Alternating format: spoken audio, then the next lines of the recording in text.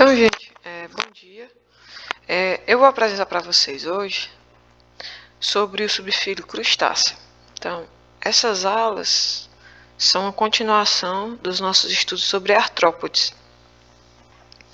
Então, o subfílio crustáceo, ele é caracterizado, também pela presença de um exoesqueleto externo, formado a partir de quitina, mas ele vai ter também, como tem muitos representantes marinhos, uma impregnação de carbonato de cálcio. Então, além daquele carboidrato de quitina no exoesqueleto dos hexápodes, nos crustáceos nós temos também essa impregnação de carbonato de cálcio, que vai dar ainda mais uma rigidez para esse exoesqueleto. Outra característica dos crustáceos é que eles também vão ter apêndices articulados. Então, isso é uma característica de todos os artrópodes, a presença de um exoesqueleto e a presença desses membros, desses apêndices articulados. E outra característica deles é que eles vão ter em torno de 5 pares de pernas, 5 pares desses apêndices articulados e 2 pares de antenas. Então, as características em geral dos artrópodes do subfílio crustáceo é presença de quitina e carbonato de cálcio no seu exoesqueleto, a presença de apêndices articulados sendo 5 pares de pernas e 2 pares de antenas. Outra característica dos crustáceos é que os tagmas, que vai formar a cabeça e o tórax, eles vão se fusionar formando um tagma geral, chamado cefalotórax. E você vai ter um segundo tagma formando o abdômen. Então, você tem o cefalotórax sendo formado pela cabeça e pelo tórax, e outro tagma só do abdômen, que é característico. Então, aqui a gente pode ver os 5 pares de pernas que são formados nos crustáceos, 1, 2, 3, 4, 5. Eles se destacam aqui na parte do cefalotórax e pode ter vários apêndices bucais. E aqui você vai poder observar 2 pares de antenas e o tagma do abdômen separado. Então, alguns representantes desse grupo são o siri, as lagostas, caranguejos, camarões, todos são crustáceos. E aí, depois desses 5 pares de patas que estão presentes no cefalotórax, você pode ter vários apêndices na região do abdômen, né? Então, aqui no camarão, você tem várias pernas abdominais que podem ter a mais. Mas, normalmente, você tem esses 5 pares de patas saindo do cefalotórax. E 2 pares de antenas na região mais da parte anterior do cefalotórax, do que seria a cabeça, né? Em relação ao hábito de vida, então esses animais eles podem ser terrestres, tem alguns representantes terrestres, mas a maioria é aquático. Então, lagostas, caranguejos aquáticos, tanto marinhos quanto de água doce.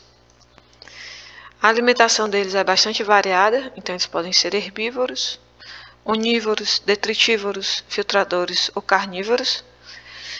Então, onívoros é o que come faz tanto a predação como se alimenta de vegetais. Detritívoros é que come restos de matéria orgânica.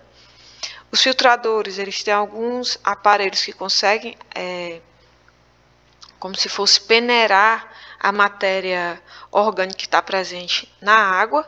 E os carnívoros é que se alimentam de outros indivíduos do zooplâncton, de outros indivíduos menores.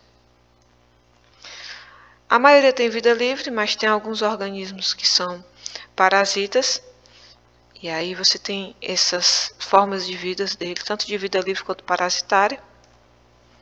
Em relação à estrutura corporal. Então, a gente começa pelo sistema digestivo, que é completo.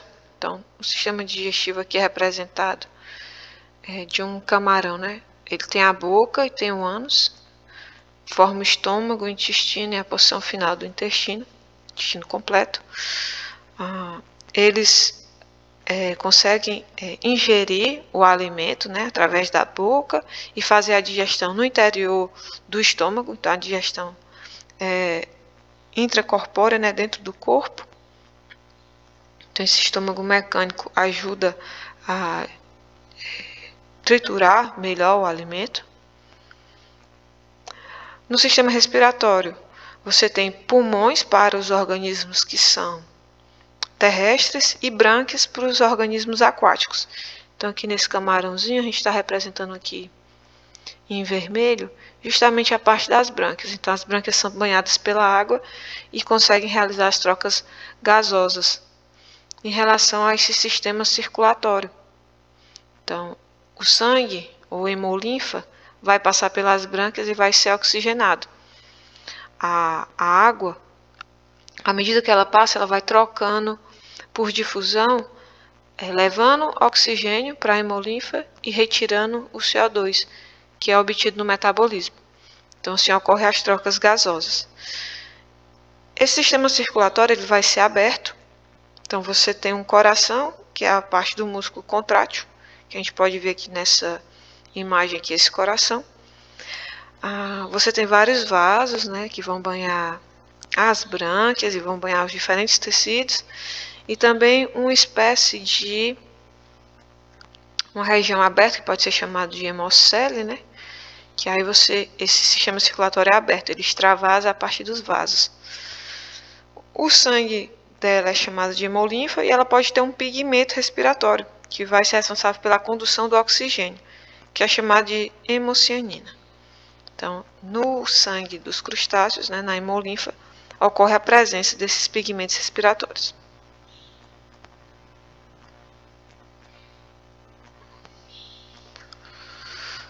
Em relação ao sistema excretor, nós temos as glândulas verdes. Então, elas excretam, né, elas retiram as excretas nitrogenadas da hemolinfa e eliminam a partir de poros que estão localizados na base da antena. Então, você tem essa estrutura do tubo do excretor, né? Tem a bexiga deles nessa região. Você tem um tubo excretor e a partir dele ele desemboca num canal que fica perto da base das antenas. O nome dessa estrutura é chamado de glândula verde. E o tipo de excreta nitrogenada dos crustáceos é a amônia. Então, a amônia ela é típica de organismos onde ocorre uma grande abundância de água, porque ela é tóxica, né? Então ela precisa de uma urina com bastante água para ela conseguir ser excretada. E assim a amônia é excretada na base das antenas localizadas na parte anterior do corpo, no cefalotórax. Ao contrário do que ocorre na maioria dos aracnídeos, por exemplo, onde a gente vai ter ou glândulas que vão desembocar na parte final do intestino, sendo excretado junto com as fezes, ou então glândulas que excretam o poro, né, na parte das coxas. Aí essa vai ser a diferença. Eles não, as glândulas verdes, elas abrem poro na base das antenas. Em relação ao sistema nervoso, né, você tem um gânglio cerebral, então na parte anterior do corpo, cefalotórax, e diversos gânglios laterais, né, segmentares. Então, em cada porção dos segmentos que compõem o corpo, você vai ter essa concentração de neurônios, né, formando esses gânglios. E 2 cordões neurais ventrais, então é na parte de baixo. É um sistema nervoso ventral. E os crustáceos, eles também têm um sistema sensorial já bastante desenvolvido, então eles conseguem perceber tanto o cheiro quanto outros objetos, então tem um sistema olfativo e tátil. Então, tanto na região das antenas quanto da boca podem ter essas células sensoriais. Então, pode ter os estatocitos, que são células sensoriais localizadas lá nas pernas, onde eles vão ter essa noção de equilíbrio. Então, é um órgão que tem cílios, e aí pelo movimento do líquido dentro da célula, e pelo balançar desses cílios, ele consegue ter uma noção de equilíbrio, que é um análogo do que seria o nosso ouvido médio, né, que fica esse órgão de equilíbrio que fica no interior do nosso ouvido, seria um análogo, funciona de maneira similar. E para os estímulos luminosos, eles têm olhos compostos. Então os olhos também ficam nessa parte anterior, né, do cefalotórax. E aí eles conseguem perceber variações de luz e formar imagens. Em relação ao sistema reprodutor, eles são organismos dioicos. Então você tem o macho e a fêmea. Alguns você consegue ver dimorfismo sexual. Então algumas características do macho, aqui por exemplo, de um caranguejo, você, pelo formato do abdômen, do desenho do abdômen, você consegue diferenciar o que seria macho do que seria fêmea. Outras espécies, esse dimorfismo não é tão claro, então é mais difícil. Mas são dioicos, tem sexos separados. Tem um indivíduo que é masculino e um indivíduo feminino. A fecundação pode ser interna ou externa. Então, ou a fecundação, o espermatozoide entra no corpo da fêmea e a fecundação ocorre no interior do corpo da fêmea, ou então, tanto macho quanto fêmea expelem os ovos no ambiente, né? No ambiente normalmente marinho, e a fecundação ocorre fora do corpo da fêmea. Em relação ao desenvolvimento, ele pode ser direto ou indireto, com formação de larvas durante esse desenvolvimento. E a gente chama esse desenvolvimento, quando ocorre a formação dessas larvas, de desenvolvimento indireto. Então aqui tem, por exemplo, o ciclo de vida de um camarão, onde a gente vê essa larva chamada tocófora, né? E essa larva sofre uma metamorfose para desenvolver o indivíduo juvenil. E a partir desse juvenil são formados os adultos.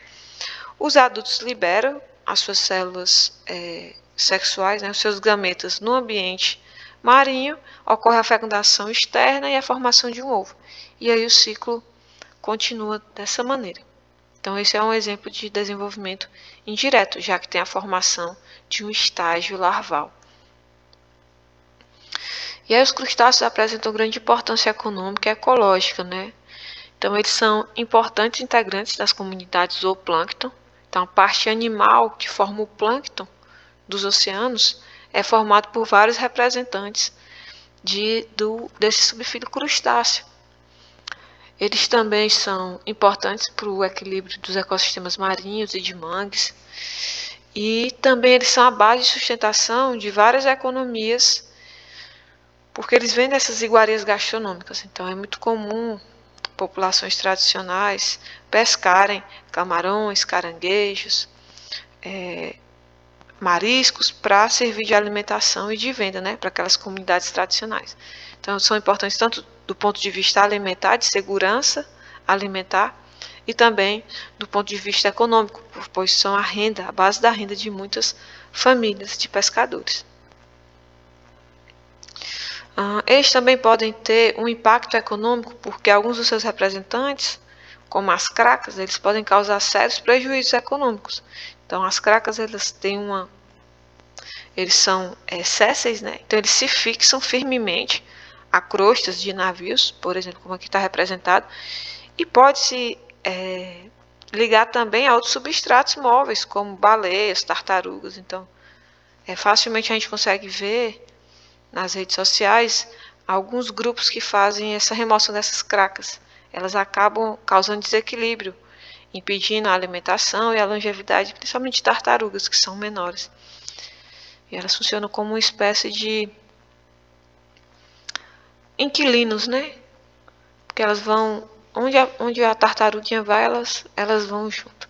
E aqui nos navios eles têm que ser removidos porque eles podem acabar com a lataria do navio e causar desequilíbrio. Podem levar até um naufrágio. Então eles são retirados. A retirada é manual, né? Vão raspando a lataria do navio até fazer a limpeza completa. E aqui vocês podem ver uma aula resumida do que a gente viu, que tem online. Um professor bem legal do YouTube, vocês vão gostar, se tiverem alguma dúvida. Também, se tiver alguma dúvida, a gente pode tirar em sala de aula.